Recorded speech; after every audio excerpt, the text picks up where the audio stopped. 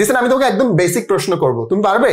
ইনশাআল্লাহ স্যার। আচ্ছা, তোমার গার্লফ্রেন্ড তোমাকে দেখে বলতেছে জিসান তুমি কিন্তু দুষ্ট হয়ে গেছো, না দে অ্যাডভান্স বলছে কখনো? না স্যার। তার মানে গার্লফ্রেন্ড আছে? ये फंस गया सी है আছে। Do you have a girlfriend? Yes sir. বলো আমি মোটা ইংলিশ কি? I am fat. I am fat. আচ্ছা ধরো এখন তুমি বলতেছো আমি মোটা হচ্ছি, আই এম বিং ফ্যাট। জোরে কও। I am being fat. I am being fat. Fat এর অর্থ কি? আমি মোটা হচ্ছে। আমি মোটা হচ্ছে। হচ্ছি। ধরো এখন তুমি বলতেছো আমি মোটা হয়ে গেছি, তাহলে কি হবে? I have been fat. I have been fat. তাহলে হ্যাভ বিন মানে কি? হয়ে হয়ে গেছে। গেছে।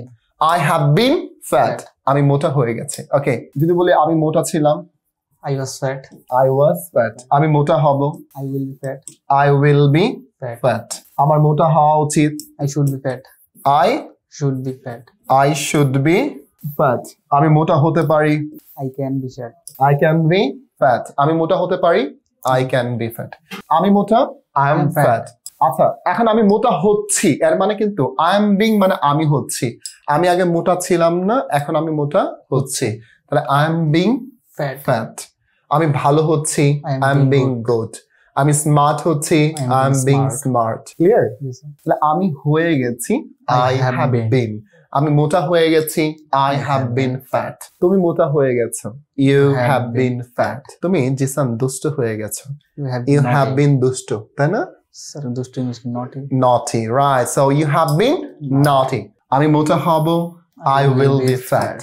আমার মোটা হওয়া উচিত, I should be fat. আমি মোটা হতে পারি, I can be fat. সুপ্রিয় শিক্ষার্থীরা, এই লেসনটা যদি আপনার কাছে ভালো লাগে, সত্যিকার অর্থে আমাদের ইংরেজি শেখা উচিত একটু একটু একটু করে। যতটুকু আপনার ধৈর্য থাকে ততক্ষণ ভিডিওটা দেখেন এবং ভিডিওটি দেখে বারবার আপনি খাতা কলম নিয়ে বসে যান, নোট করেন এবং আপনার ভিডিওটি হচ্ছে আপনার টাইমলাইনে শেয়ার করে রাখুন এবং আমাদের কমেন্ট করে জানান আপনার ক্লাসটি কেমন লেগেছে। So thank you very much. দেখা হচ্ছে নতুন আরেকটি ভিডিওতে। আসসালামু আলাইকুম।